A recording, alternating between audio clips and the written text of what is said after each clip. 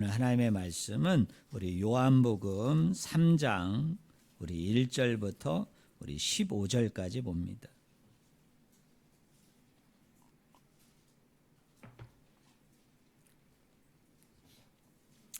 요한복음 3장 우리 1절부터 15절 말씀, 제가 말씀을 읽습니다. 요한복음 3장 우리 1절부터 15절입니다. 그런데 바리새인 중에 니고데모라 하는 사람이 있으니 유대인의 지도자라. 그가 밤에 예수께 와서 이르되 랍비여, 우리가 당신은 하나님께로부터 오신 선생인 줄 아나이다. 하나님이 함께 하시지 아니하시면 당신이 행하시는 이 표적을 아무도 할 수 없음이니이다. 예수께서 대답하여 이르시되 진실로 진실로 내게 이르노니 사람이 거듭나지 아니하면 하나님의 나라를 볼 수 없느니라. 니고데모가 이르되 사람이 늙으면 어떻게 날 수 있사옵나이까? 두 번째 모태에 들어갔다가 날 수 있사옵나이까? 예수께서 대답하시되 진실로 진실로 내게 이르노니 사람이 물과 성령으로 나지 아니하면 하나님 나라에 들어갈 수 없느니라. 육으로 난 것은 육이요 영으로 난 것은 영이니 내가 네게 거듭나야 하겠다 하는 말을 놀랍게 여기지 말라. 바람이 임의로 불매 네가 그 소리는 들어도 어디로서 와서 어디로 가는지 알지 못하나니 성령으로 난 사람도 다 그러하니라. 니고데모가 대답하여 이르되 어찌 그러한 일이 있을 수 있나이까? 예수께서 그에게 대답하여 이르시되 너는 이스라엘의 선생으로서 이러한 것들을 알지 못하느냐? 진실로 진실로 내게 이르노니 우리는 아는 것을 말하고 본 것을 증언하노라. 그러나 너희가 우리의 증언을 받지 아니하는도다. 내가 땅의 일을 말하여도 너희가 믿지 아니하거든. 하물며 하늘의 일을 말하면 어떻게 믿겠느냐? 하늘에서 내려온 자 곧 인자 외에는 하늘에 올라간 자가 없느니라. 모세가 광야에서 뱀을 든 것 같이 인자도 들려야 하리니 이는 그를 믿는 자마다 영생을 얻게 하려 하심이니라. 아멘. 오늘 같이 읽은 본문 말씀을 가지고 당신은 거듭나셨습니까? 라는 제목으로 같이 하나님의 말씀을 우리가 나누기를 원합니다. 우리가 약간 떠듬떠듬이지만 우리가 요한복음 말씀을 우리 1장부터 마지막 21장까지 우리가 한 달에 한 두 번 정도 이렇게 요한복음 말씀을 우리가 계속 살펴보면서 나가기를 원합니다. 우리가 오늘 예수님과 니고데모와의 만남, 대화, 이 말씀을 살펴보기 이전에 우리가 두 가지 말씀을 살펴봤죠. 하나는 요한복음 2장에 나오는 물이 포도주로 그 변하는 사건, 가나에서 예수님이 행하신 첫 번째 우리 표적 사건을 말씀을 통해서 살펴봤습니다. 여러분, 이 말씀이 주는 핵심적인 주제, 여러분 핵심적인 내용이 무엇이라고 제가 전했습니까? 바로 이제 새 시대가 열리는데, 이제 새 창조의 새로운 세상이 활짝 열리게 되어지는데 바로 그분이 누구시냐? 예수 그리스도이시다라는 것을 이제 핵심적인 주제로 이야기로 말씀하고 있는 것이 바로 가나의 혼인잔치였다. 그렇게 제가 말씀을 증거했습니다. 이제 우리가 두 번째로 살펴본 말씀은 요한복음 2장의 어떤 사건입니까? 성전 청결 사건이라고 하면 안 된다고 그랬죠. 성전 척결 사건이다.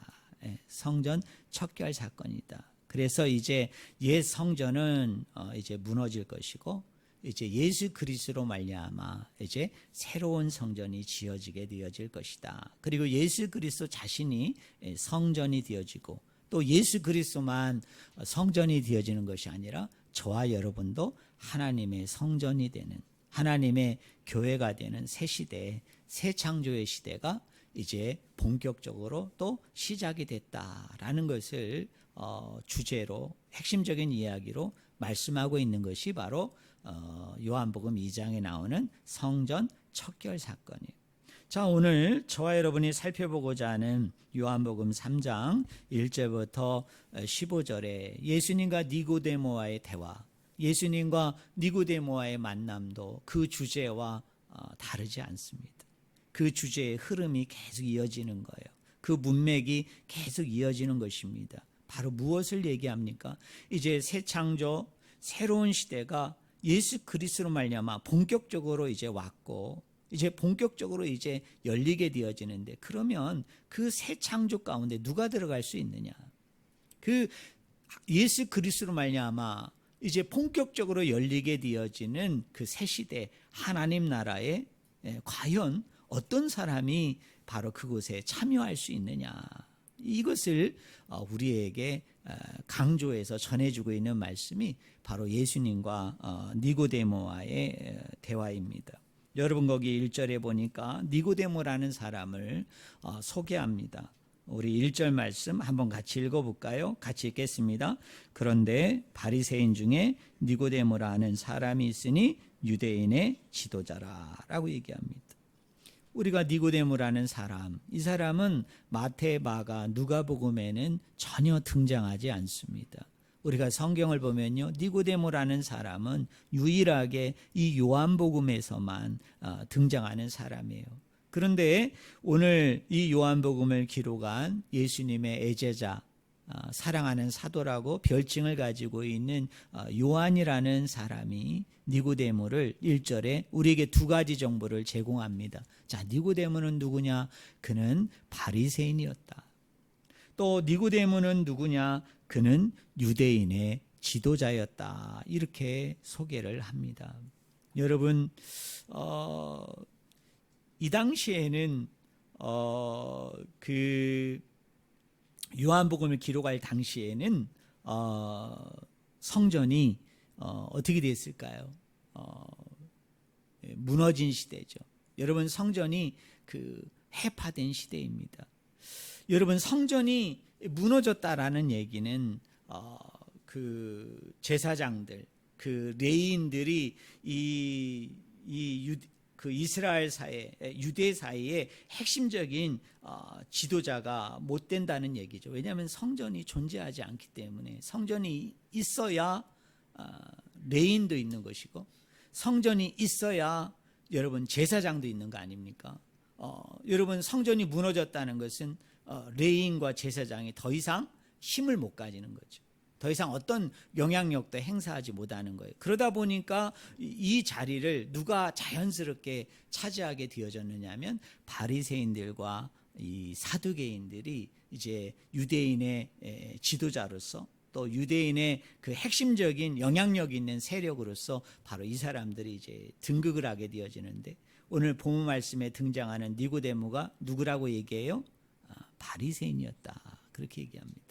우리가 바리새인 그러니까 그 유대 땅에, 이스라엘 땅에 바리새인이 밟히면 많을 정도로 상당히 많은 것으로 우리는 생각할지 모르지만, 당시 유대 문헌에 의하면 이 이스라엘 땅에 바리새인들은 불과 600명 정도, 그렇게 많지 않았어요. 이 사람들이 이제 세력을 형성한 거죠. 이 사람들이 이렇게 파벌을 형성해서 유대 사이에 아주 이렇게 직접적으로 아주 큰 영향력을 끼치는 그 핵심적인 두 세력 중에 한 세력이 누구냐? 바로 바리새인이었습니다. 그리고 여기 유대인의 지도자라는 얘기는 여러분 많이 이야기 들어보셨을 거예요. 여러분, 이스라엘 나라는 당시 로마의 지배를 받고 있었지만 그러나 자치 정부였습니다. 그 자치 기관을 가지고 있었어요. 왜냐하면 이 유대인들은 로마 사람들하고 밀약을 맺어요.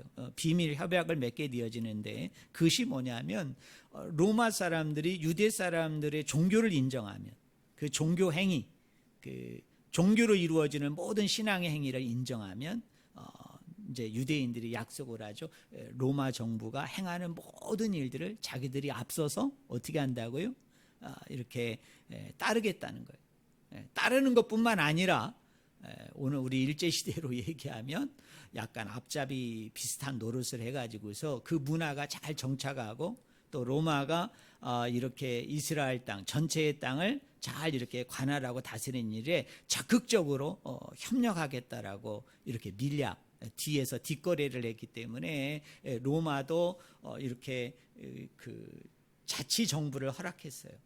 자치회를 허락했었는데, 그 중에 최고의 기관이 뭐였느냐면 사내들인 공회였습니다. 이 사내들인 공회는 어떤 기관이냐면 이게 행정부로서 또 입법부로서 사법부로서의 그 기능과 역할을 자치적으로 어떻게 하냐면 수행할 수 있는 이 기관이에요. 지방에도 23명 정도의 사내들인 기관들이 다 있었고요. 그러나 핵심적인 이 중앙 사내들이는 어디에 있었겠어요? 예루살렘에 있었는데 그 인원이 몇 명이냐? 71명으로 구성되어 있고, 대부분의 사람들은 누구냐면 사두개파와 바리새파 사람들이 여기서 주류를 이루고 있었습니다. 그런데 이 사내들인 71명의 공회의 의원 중에 한 사람이 누구다? 니고데모다. 그러니까 니고데모는 관원이죠. 오늘날로 얘기하면 뭐 공무원이라고 얘기하기는 좀 그렇습니다만, 그러나 상당히 영향력을 가지고 있는, 또 꽤 힘을 쓸 수 있는, 그리고 많은 백성들에 의해서 이렇게 존경과 인정과 추앙을 받는 그런 사람 중에 한 사람이 누구냐? 니고데모였습니다. 그래서 우리 예수님도 10절에 보면요, 니고데모에 대해서 우리 예수님이 또 하나 정보를 가르쳐 줍니다. 여러분 10절 보겠어요? 예수께서 그에게 대답하여 이르시되 너는 뭐로서? 이스라엘의 선생으로서. 우리 예수님도 인정을 하세요. 뭐라고 인정하냐면 니고데모, 너는 이스라엘의 뭐이다? 선생이다. 선생이다. 이렇게 이게 이렇게 존칭이죠. 상당히 이렇게 높여주고 세워주는 그 칭호인데, 우리 예수님께서 니고데모를 향해서 이스라엘의 선생이다라고 이렇게 여겨질 정도로 이 니고데모가 그래도 영향력이 있는, 꽤 힘을 가지고 있는, 또 이렇게 백성들에게, 일반 사람들에게 꽤 신망을 받는 그런 사람 중에 한 사람이었어요. 그런데 그 사람이 여러분 2절에 보세요. 예수님께 오죠. 근데 그가 언제 찾아옵니까? 밤에 왔다, 이렇게 얘기합니다. 많은 분들은 왜 오전에도 올 수 있고 낮에도 올 수 있고 왜 오후에도 올 수 있는데 왜 하필이면 예수님을 만나러 왔는데 왜 밤에 왔느냐? 이제 많은 분들은 이제 해석을 하기를 뭐라고 해석하느냐면, 이 정도로 영향력 있고, 이 정도로 힘을 가지고 있고, 이 정도로 이제 신망을 얻는 사람이기 때문에 조심스러웠다는 거죠. 또 한편에서는 또 두렵기도 하고, 또 떨리기도 하고, 그래서 사람들의 눈을 피해서 밤에 이렇게 살며시 살짝 와서 예수님을 만난 것이다, 그렇게 설명을 합니다. 물론 이 해석 자체가 그렇게 막 무리하고 그렇게 잘못된 해석은 아니에요. 왜냐하면 요한복음 19장에 보면 거기에 니고데모가 두려워하다라는 단어가 쓰인 것을 보게 되어지면, 좀 니고데모가 그런 부분에서 좀 남의 눈치를 좀 많이 살피는, 그리고 소심하고 약간은 좀 두려워 여기는 그런 성향의 사람이었다는 것을 우리가 엿볼 수 있습니다. 하지만 이 요한복음 1장부터 마지막 장까지의 전체 구조와 흐름과 문맥을 보면, 여기 밤이라는 것은 바로 니고데모의 영적인 상태를 표현하고 있는 말입니다. 여러분, 뭐를 표현하고 있다고요? 니고데모가 지금 영적으로 어떤 상태에 있는가를 표현하는 말이에요. 그러니까 이런 거죠. 니고데모는 뭐의 사람이고? 밤의 사람이에요. 그러면 여러분, 지금 니고데모를 만나고 있는 우리 예수 그리스도는 어떤 사람일까요? 낮의 사람입니다. 니고데모는 밤에 속한 사람이라면 예수 그리스도는 낮에 속한 사람이에요. 그러니까 이런 거죠. 밤의 사람이 누구를 찾아와서 만나고 있는 거예요? 낮의 사람을 찾아와서 만나는 겁니다. 밤에 속하였던 니고데모가 바로 낮에 속한, 아니 낮을 가능케 하고 활짝 열고 있는 바로 예수 그리스도를 만나고 있는 장면입니다. 그리고 또 하나는, 이 밤이 가지고 있는 의미가 뭐냐면, 유대인들은요, 이 랍비들이 율법을 연구할 때, 또 그 율법을 가지고 누군가와 함께 이렇게 논쟁을 하거나 또 나눔을 하게 되어질 때 이 유대인 랍비들은 주로 언제 모여서 이 일을 하느냐면 주로 밤에 모여서 여러분 이 일을 한다는 거예요. 그러니까 니고데모가 예수님께 와서 몇 가지 내용들을 확인하고 질문하고 싶은 그런 마음들이 있었기 때문에 그가 특별히 밤을 선택해서 예수님을 찾아온 것입니다. 그런데 여러분 3절에 보니까 니고데모가 예수님을 뭐라고 부릅니까? 랍비여라고 얘기해요. 다른 말로 얘기하면 뭐죠? 선생님이여 이렇게 부릅니다. 그리고 뭐라고 얘기합니까? 우리 그 3절, 2절 한번 다 같이 한번 읽어볼까요? 같이 읽겠습니다. 준비 시작. 그가 밤에 예수께 와서 이르되 랍비여 우리가 당신은 하나님께로부터 오신 선생인 줄 아나이다. 하나님이 함께 하시지 아니하시면 당신이 행하시는 이 표적을 아무도 할 수 없음이니이다. 여러분 니고데모가 예수 그리스도를 만나고 난 후에 두 가지 사실을 이야기합니다. 첫 번째는 뭐냐면 당신이 하나님께로부터 오신 선생인 줄 제가 압니다. 그리고 두 번째로 얘기하는 게 뭡니까? 당신이 많은 표적들을 행했다는 것을 내가 알고 있는데 아마 이 니고데모는 그 가나에서 행했던 물과 포도주 되는 이 놀라운 사건을 아마 니고데모는 어떤 방법으로인지는 모르나 알고 있었던 것 같아요. 들었던 것 같아요. 아니면 그 현장에서 엿보고 있었을지는 그는 뭐 성경이 얘기하고 있지 않기 때문에 모르는데 뭐라고 얘기합니까? 거기 보면 하나님이 함께하지 아니하시면 당신이 행하시는 이 표적을 아무도 할 수 없습니다. 당신이 그런 표적을 행하는 걸 보니까 당신과 함께 하나님이 함께하는 것을 제가 알겠습니다. 그 이야기를 합니다. 우리 성도들 저를 보세요. 자, 오늘 우리가 살펴보고자 하는 핵심적인 주제는 뭐냐면 어떻게 하면 하나님 나라에 들어갈 수 있습니까? 라는 거예요. 어떻게 하면 하나님 나라에 들어갈 수 있습니까? 예수 그리스도로 말미암아 새 시대가 왔고 이제 그 새 시대가 이제 본격적으로 이제 시작이 되어짐에 있어서 이 요한 기자는 예수님과 니고데모의 사건을 통해서 저와 여러분에게 핵심적으로 들려주고자 하는 주제가 뭐냐면 영생이에요. 영생. 하나님의 나라에 어떻게 하면은 영생할 수 있느냐? 어떻게 하면은 하나님 나라에 들어갈 수 있느냐? 근데 니고데모는 낮에 속한 사람이 아니라 어디에 속한 사람이에요? 밤에 속한 사람. 그럼 우리가 객관적으로 얘기해 봅시다. 니고데모는 지금 현재 상태를 본다면 그는 영생을 얻을 수 있을까요? 영생을 못 얻을까요? 아직은 영생을 얻을 수가 없는 사람. 여러분 그 사람은 하나님 나라에 들어갈 수 있나요? 들어갈 수가 없나요? 아직은 하나님 나라에 들어갈 수 없다는 것입니다. 여러분 이것이 전제되면 2절의 말씀을 통해서 저와 여러분에게 주는 깨달음이 있어요. 그것이 뭐냐면 니고데모가 예수 그리스도가 하나님께로부터 오신 선생을 안다고 하여서 그가 영생을 얻는 건 아니에요. 여러분 그가 하나님 나라에 들어가는 것은 아니죠. 자, 니고데모도 무사람들과 함께 예수 그리스도가 행하시는 표적을 보았어요. 그랬더니 그 표적을 보니까 니고데모가 어떤 깨달음이 왔느냐 하면 어떤 확신이 들었느냐 하면 저런 표적을 행하는 걸 보니까 하나님이 예수님과 함께하고 있구나 라는 것을 깨달은 거예요.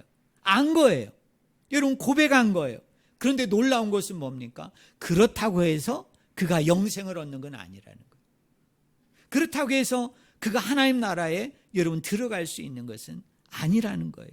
저는 우리 성도님들이 먼저 그것을 기억하셨으면 좋겠어요. 교회 나온다고 내가 영생을 얻습니까? 여러분 내가 이렇게 기도하고 찬양하고 예배 드린다고 내가 하나님 나라에 들어갈 수 있느냐? 아니에요. 우리가 성경을 좀 안다고 우리가 예수 그리스도가 누구고 하나님이 어떤 분이신가에 대해서 우리가 막연하게 또는 어느 정도 우리가 알고 있다고 그래서 그것을 이야기하고 있다고 그래서 그 부분에 대해서 그럴 것이라고 우리가 확신하고 있다고 그래서 그것으로 내가 영생을 얻는 건 아니라는 거예요. 내가 하나님 나라에 결코 들어갈 수는 없다는 겁니다. 그래서 예수님이 그 다음에 아주 중요한 말씀을 하시는 거예요. 우리 3절 한번 같이 읽어봅시다. 3절 같이 읽겠습니다. 예수께서 대답하여 이르시되 진실로 진실로 내게 이르노니 사람이 거듭나지 아니하면 하나님 나라를 볼 수 없느니라 라고 얘기해요. 여기 원래 헬라어 원어 성경을 보면요, 이 3절이 이렇게 시작합니다. 아멘 아멘 에노센이에요. 아멘 아멘 아노텐입니다. 아노텐. 근데 이게 우리나라 성경이 아멘 아멘 그냥 그대로 쓰면 좋은데 이거를 뭘로 번역을 했어요? 진실로 진실로 이렇게 번역을 했어요. 저는 이것이 별로 그렇게 내키지 않아요. 그냥 아멘 아멘 해주는 게 더 좋아요. 그래서 이 본문을 이렇게 하면 얼마나 좋겠어요. 아멘 아멘 내게 이르노니 사람이 거듭나지 아니하면 하나님 나라를 볼 수 없느니라 라고 얘기합니다. 여러분 다른 성경을 보면요, 아멘이 한 번 쓰입니다. 근데 우리 요한복음에서는 아멘을 2번을 사용해요. 우리 한번 질문해 봐야죠. 왜 아멘 한 번 하면 되는데 왜 아멘 아멘 이렇게 2번을 했을까? 우리 예수님이 성령 충만해 가지고, 우리 예수님이 갑자기 막 이 가슴에 이 마음에 막 불을 받아 가지고 너무 뜨거우니까, 우리 옛날에 저희들도 막 집회 가 보면 목사님이 여러분 믿을지어다, 여러분 그렇게 될 줄로 믿습니다 그러면 어떤 분은 너무 뜨거운 나머지 아멘을 한 번 외치지 않고 몇 번 외칩니까? 아멘 아멘. 또 뭐라 그래요? 할렐루야 할렐루야. 우리 이렇게 2번 외치면서 우리 이렇게 하나님을 내가 열렬히 사랑합니다, 내가 이렇게 하나님을 열렬히 믿습니다, 우리 표현하기 위해서 2번씩 쓰잖아요. 그런데 여러분 유대인들이요, 이렇게 아멘 아멘 2번 쓰는 것은 무슨 뜻이냐면 한번 따라하겠습니다. 이것이 확실하다. 네.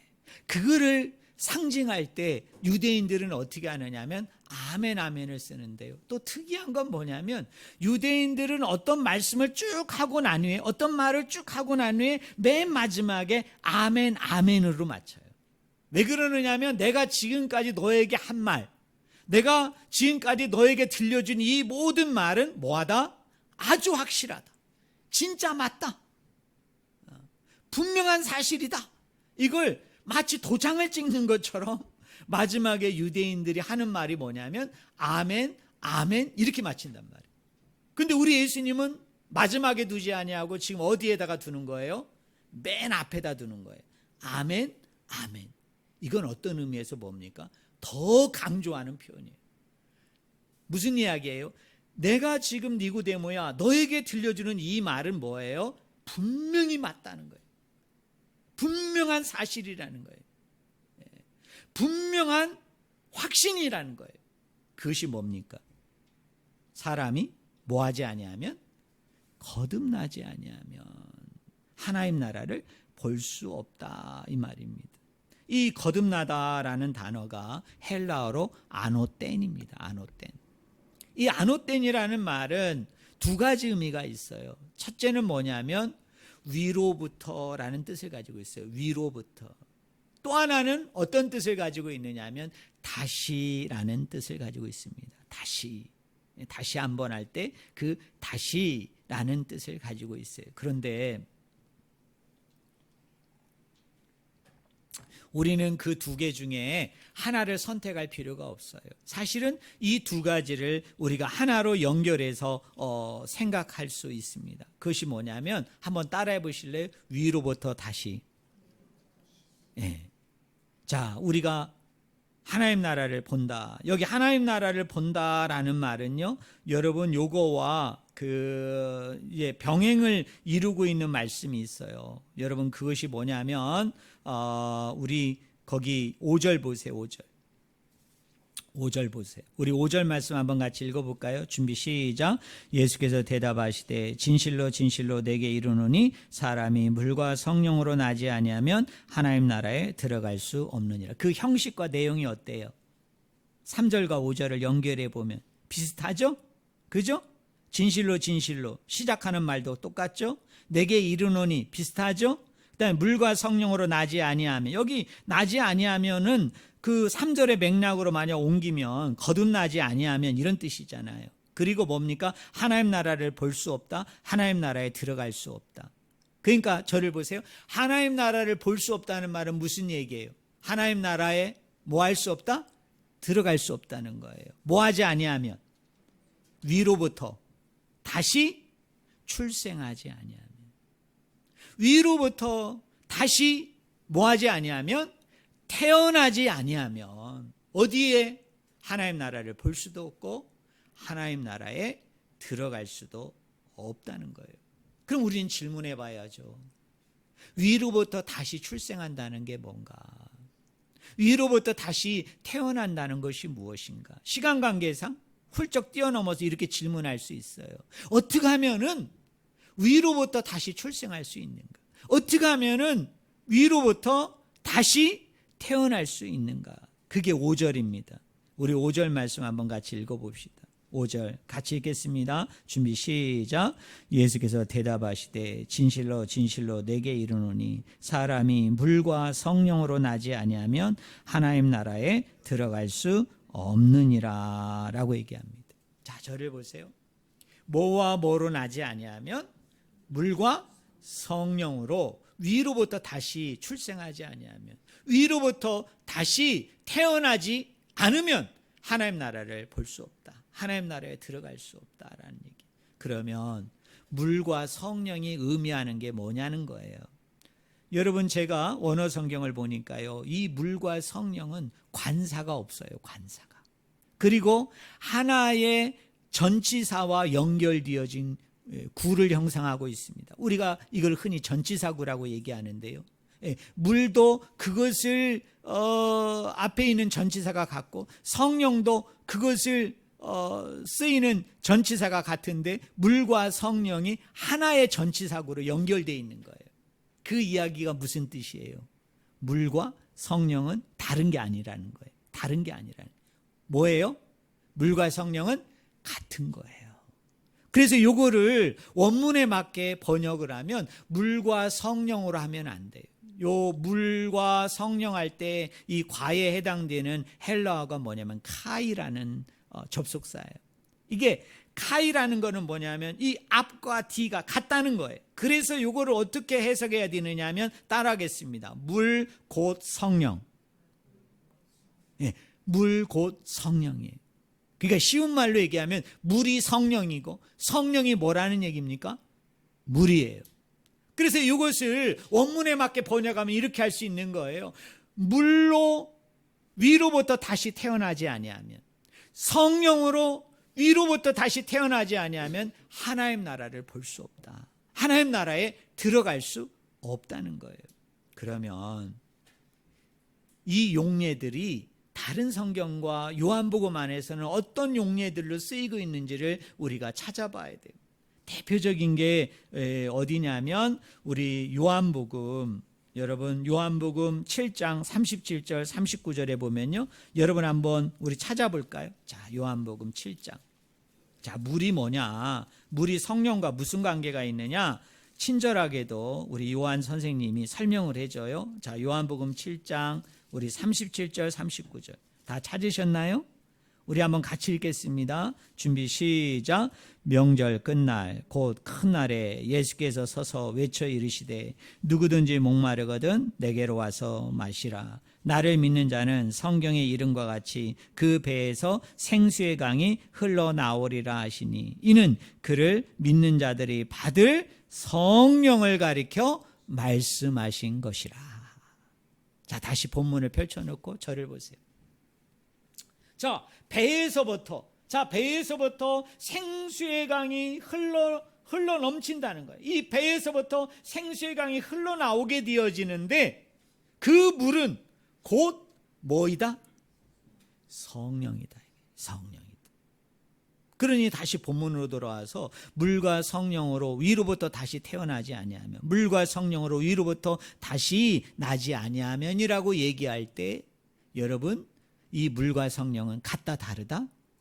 같은 개념이에요. 물이 성령이고 성령이 물입니다. 그러므로 위로부터 다시 태어난다는 것이 뭐냐? 우리가 성령으로 태어나는 거예요. 여러분, 성령으로 다시 출생하는 거예요.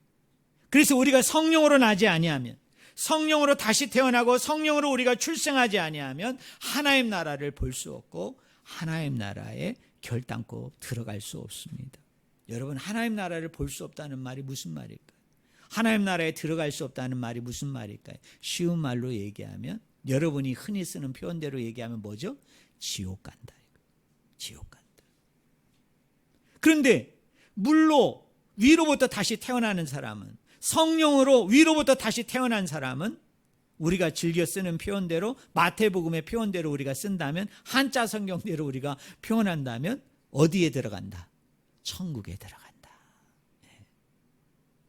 여러분, 우리가 나중에 천국을 볼 수 있다. 바로 이 표현을 가지고 있는 것이 뭐냐? 물과 바로 성령인 거예요. 또 하나, 여러분 그 뒤에 여러분 9절 보세요. 9절. 이런 얘기를 쭉 듣고 나서 니고데모가 예수님에게 이런 질문을 합니다. 니고데모가 대답하여 이르되 어찌 그러한 일이 있을 수 있겠습니까? 네. 아니 예수님, 아니 다시 태어난다니요, 다시 출생한다니요. 저는 어머니 모태에서 한번 출생을 했는데, 아니 제가 다시 태어나고 다시 출생한다니, 아니 다시 모태에 또 들어갔다가 또 한 번 내가 태어나야, 출생해야 내가 천국에 간다는 얘기입니까? 내가 하나님 나라를 보고 하나님 나라에 들어갈 수 있다는 얘기입니까? 어떻게 이런 일이 일어날 수 있습니까? 라고 얘기할 때 예수님이 핀잔을 주십니다. 그게 10절이에요. 우리 10절 말씀 한번 같이 읽어봅시다. 같이 읽겠습니다. 준비 시작. 예수께서 그에게 대답하여 이르시되 너는 이스라엘의 선생으로서 이러한 것들을 알지 못하느냐. 예, 저를 보세요. 여러분, 지금 예수님이 니고데모에게 핀잔을 주는 그 이유가 뭐예요? 그 내용이 뭐예요? 너는 이스라엘의 선생으로서 당연히 이걸 알 수 있을 텐데 어째서 너는 이걸 알지 못하느냐? 여러분, 핀잔을 주는 거예요. 그러면 이 니고데모가 어디서 이거를 알았어야 되는 건가요? 니고데모가 어디서 이거를 알고 있어야 되는 건가요? 니고데모가 알 수 있는 방법은 딱 하나예요. 뭐예요? 구약 성경이죠. 왜냐하면 이 당시에 구약 성경은 이미 책으로 이미 나와 있는 상태, 가지고 있는 상태. 그러니까 예수님이 말씀이 이런 말씀이에요. 예수님, 아니 어떻게 이런 일이 있을 수 있습니까? 라고 얘기했더니 예수님이 핀잔을 주는 거예요. 야, 너 구약 성경 가지고 있잖아. 너 구약 성경 읽었잖아. 너 이렇게 밤에 찾아온 거 보니까 이 율법에 대해서, 구약 성경에 대해서 너 나름대로 되게 열심히 있고 나름대로 막 연구도 하고 묵상도 하고 궁리도 하는 것 같은데 너 어째서 이걸 알지 못하니? 다른 말로 얘기하면 구약 성경에 이 부분에 대해서 나와 있다, 나와 있지 않다. 나와 있다는 거예요. 예수님이 그걸 지적한 거예요. 그럼 우리는 찾아가 봐야 되죠. 자, 물과 성령으로 위로부터 다시 태어나지 아니하면 하나님 나라를 볼 수 없고 하나님 나라에 들어갈 수 없다는 이 말씀이 예수님이 분명히 구약을 염두에 두고 하신 말씀인데, 그럼 구약에 이 본문이 어디에 나오냐는 거예요. 그것이 바로 에스겔서 36장 25절부터 여러분 27절이에요. 거기에 보면 이런 말씀이 있어요. 맑은 물을 너희에게 뿌려서 너희로 정결하게 하되 곧 너희 모든 더러운 것에서와 모든 우상 숭배에서 너희를 정결하게 할 것이며 또 새 영을 너희 속에 두고 새 마음을 너희에게 주되 너희 육신에서 굳은 마음을 제거하고 부드러운 마음을 줄 것이며 라고 얘기합니다. 여러분, 저를 보세요. 여러분, 이 에스겔서 36장은 어떤 배경 가운데 속에서 이 말씀이 기록되어졌느냐 하면 지금 이스라엘 백성들이 바벨론 포로 가운데 있어요. 여러분, 바벨론 유배 가운데 있는 거예요. 그러다 보니까 이 사람들이 절망을 했겠죠. 되게 낙심하고 되게 슬퍼하고 되게 애통해하고 있는 가운데 우리 하나님께서 에스겔 선지자를 통해서 그들에게 위로를 주세요. 그들에게 소망을 주십니다. 어떤 소망이냐? 너희들이 물로 정결하게 씻겨져야 된다는 거예요. 그런데 그 물로 정결하게 씻겨지는 것이 뭐냐? 바로 성령을, 하나님의 영을 너희 마음속에 두어서 그 성령이 너희를 새 마음 되게 해가지고 어떻게 하느냐? 이 너희 마음을 정결케 한다는 거예요. 그 너희 마음을 정결케 한다는 걸 두 가지로 얘기해요. 자, 따라하겠습니다. 새 마음, 부드러운 마음. 그러니까 더러운 마음을 새 마음으로 바꿔주고 굳은 마음을 제거하고 부드러운 마음을 하나님이 허락해 주시겠다라고 얘기할 때 그 성령을 뭘로 이야기하느냐 하면 물로 씻기는 것으로 얘기해요. 물로 정결케 되게 하는 것으로 얘기해요. 그러니까 물로 씻긴다는 얘기는, 물로 정결케 된다는 이야기는 나의 이 더러운 마음을 어떻게 해요?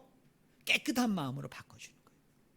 나의 이 굳은 마음을 부드러운 마음으로 바꿔주는 거예요. 이게 뭐예요? 이게 위로부터 다시 태어나는 거예요. 여러분, 이것이 위로부터 다시 출생하게 되는 거예요. 뭐 안에서? 성령 안에서. 그런데 에스겔 선지자도 그 물을 뭘로 이야기하고 있다? 성령으로 이야기하고 있다는 거예요. 여러분 믿으십니까? 그러니까요, 위로부터 다시 태어난다는 이야기는 두 가지 의미예요. 첫째로는 뭐냐? 우리가 여러분 읽지는 않았습니다만 거기 디도서 3장 5절에 보면 이런 말씀이 있어요. 우리를 구원하시되 우리가 행한 바 의로운 행위로 말미암지 아니하고 오직 그의 긍휼하심을 따라 중생의 씻음과 성령의 새롭게 하심으로 하셨나니. 그러니까 위로부터 다시 태어난다, 위로부터 다시 출생하는 것은 물로 되고 성령으로 되는데, 그럼 물과 성령으로 된다는 의미는 두 가지예요. 첫째로는 뭐냐? 우리가 중생한다는 거예요. 뭐예요? 성령으로 인해서 우리가 다시 태어나는 거예요. 성령에 의해서 다시 출생하는 거예요. 또 하나, 위로부터 다시 태어나고 출생한다는 의미는 뭐냐? 바로 죄 씻음의 의미가 있는 거예요.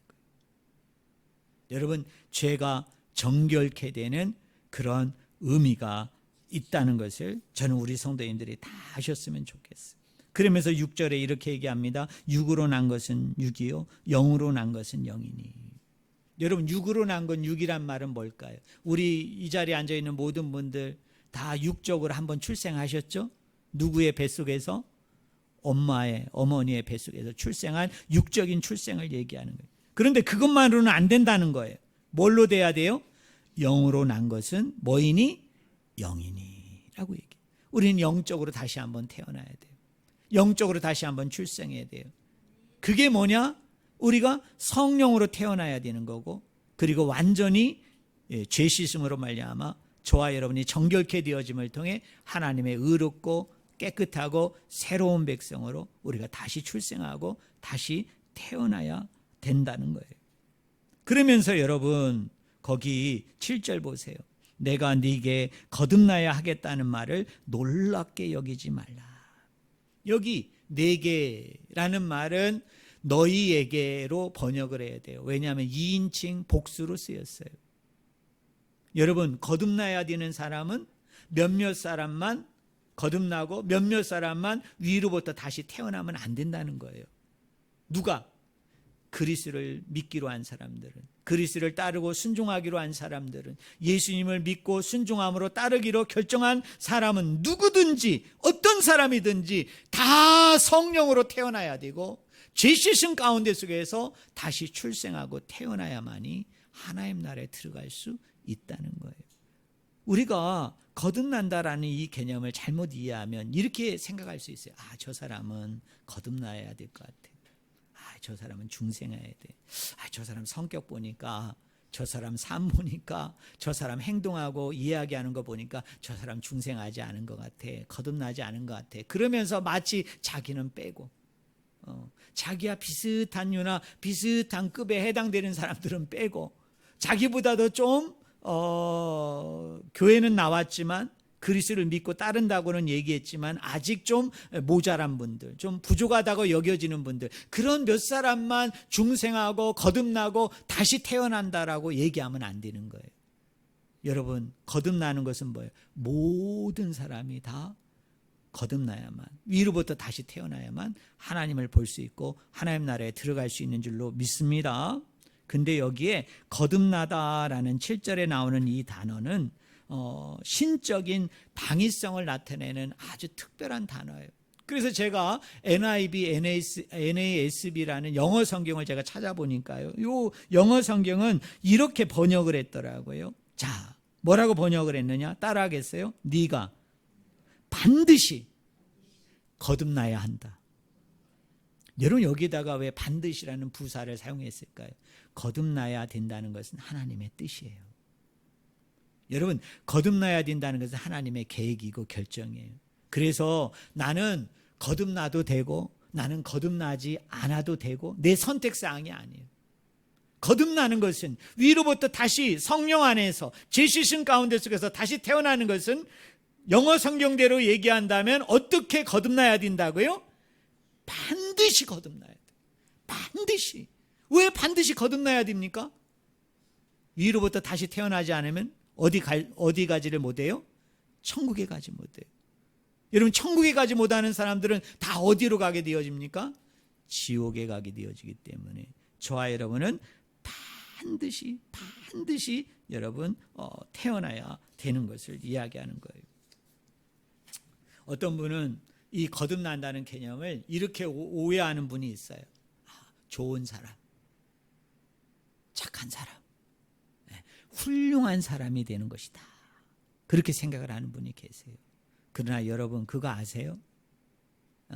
착한 사람, 좋은 사람, 여러분, 훌륭한 사람 중에서도 거듭나지 못한 사람들이 있어요.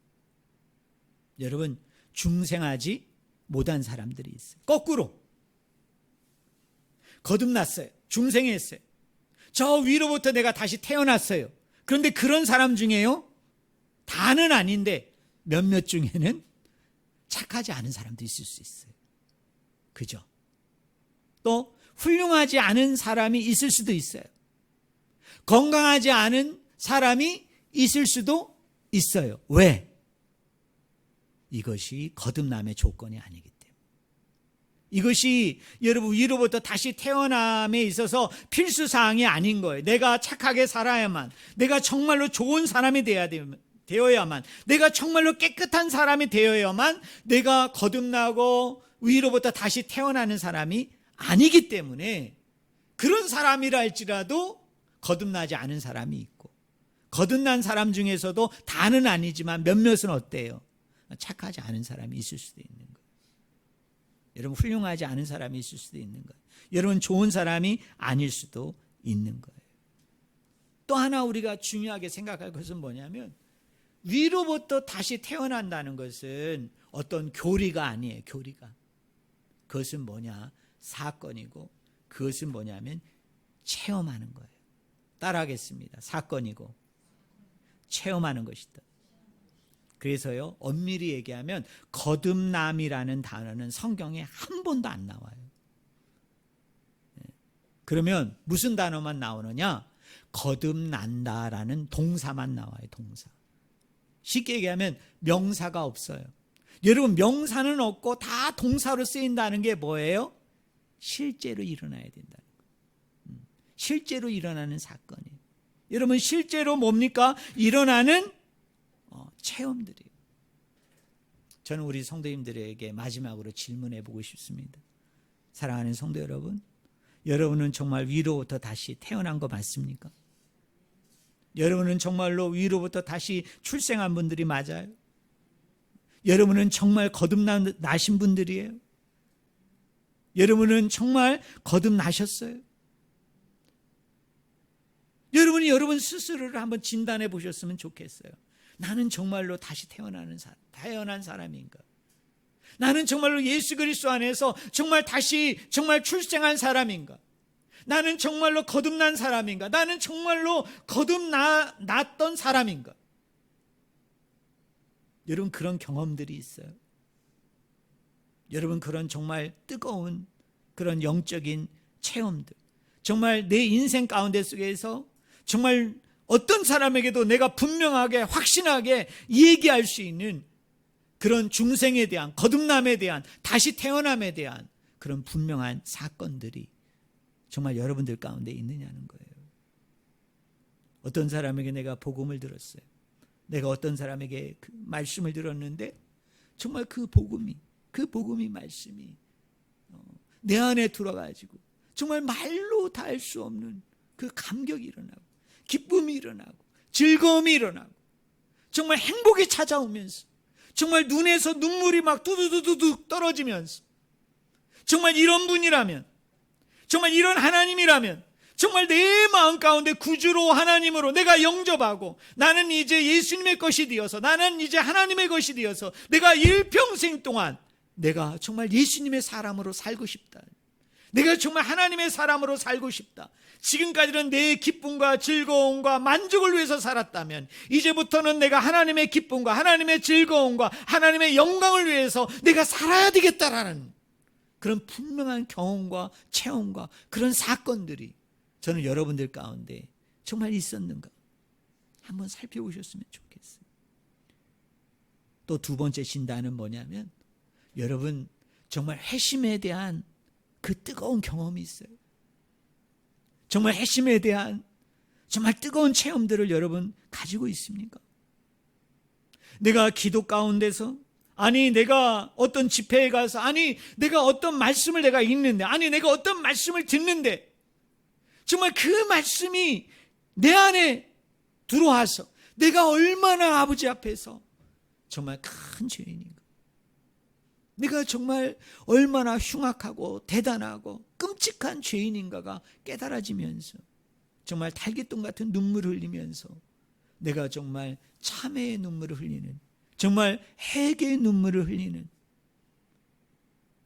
실제로 찢는 건 아니지만은 내 옷을 찢을 정도로, 여러분 이 내 마음, 이 한복판, 이 한중앙을 내가 정말 찢는 것 같은 그런 아픔을 가지고 정말 아버지 앞에 눈물 콧물 흘리면서, 하나님 제가 죽을 죄를 지었습니다. 하나님 제가 정말 죽을 수밖에 없는 죄인이었군요. 하나님 저를 용서하여 주시옵소서. 하나님 저를 용서하여 주시옵소서. 하나님 저는 이제 정말 예수 안에서, 복음 안에서, 십자가 안에서, 부활 안에서 죄짓지 않고 죄와 벗하지 않고 나는 정말 이 십자가를 붙들고 오로지 주님을 향해서 내가 살기를 원합니다 라는 그런 경험과 그런 체험이 있는 거예요. 여러분 위로부터 다시 태어나는 것은 결단코 뭐 내가 어떤 결심을 하는 게 아니에요. 여러분 그런 거로 오해하면 안 돼요. 내가 그냥 어떤 결단을 하는 그 정도가 아니에요. 그냥 나 이제 예수님 믿을 거야, 나 이제 교회 다닐 거야, 나 이제 예배를 열심히 드릴 거야, 나 교회의 모든 모임에 이제 빠지지 않고 나 이제 매일같이 열심히 출석할 거야, 그 정도가 거듭남이 아니에요. 그 정도가 중생이 아니에요. 또 어떤 분은 이렇게 생각하는 분이 계세요. 내가 원래 이런 잘못된 버릇이 있었는데, 내가 이런 잘못된 습관이 있었는데, 내가 하나님 앞에 뭔가 계속적으로 내가 이렇게 넘어지고 자빠져서 이게 나쁜 것인 줄 알면서도 내가 계속 범하고 있었던 건데, 나는 오늘부로 이걸 다 끊어낼 거야. 나는 오늘부로 이것을 다 내려놓을 거야. 그래서 나는 정말 그리스도를 믿는 사람답게 나는 좋은 사람이 될 거야. 나는 훌륭한 사람이 될 거야. 나는 건강한 사람이 될 거야. 여러분 그 정도는 거듭남이 아니에요. 여러분 그 정도는 위로부터 내가 다시 태어나는 게 아니에요. 그럼 뭐가 위로부터 다시 태어나야 되느냐? 우리가 성령으로 태어나야 돼요. 그리고 하나님 안에서 죄 씻음에 대한 분명한 회개가 있어야 돼. 분명한 탄식이 있어야 돼. 그리고 하나님께서 그 내 죄를 사하여 줬다는, 내 죄를 깨끗하게 해주었다는 그 확신 속에서 이제는 내가 하나님의 사람으로, 예수님의 사람으로 내가 하나님의 것이 되어서, 예수님의 것이 되어서 내가 내 삶의 주인이 되고 왕이 되는 게 아니라 하나님이 내 삶의 주인과 왕이 되어져서 그분의 기쁨을 위해서, 그분의 즐거움을 위해서 내가 감사함으로, 행복함으로 내가 하나님만을 섬기고 따르는 자로 내가 온전히 살아가겠습니다 라는 그 마음으로부터의 진정한 깨달음, 그 마음으로부터의 진정한 돌이킴, 그 마음으로부터의 진정한 뉘우침이 그런 영적인 뜨거운 어떤 경험과 체험들이, 그 사건이 여러분 우리 안에 일어나야 되는 거예요. 혹여나 아직도 이런 경험과 이런 체험이 없고 이런 사건을 여러분 경험하지 않은 분이 계시다면 여러분 아버지 앞에 기도하세요. 하나님, 저도 위로부터 다시 태어나기를 원합니다. 하나님, 나도 위로부터 다시 출생하기를 원합니다.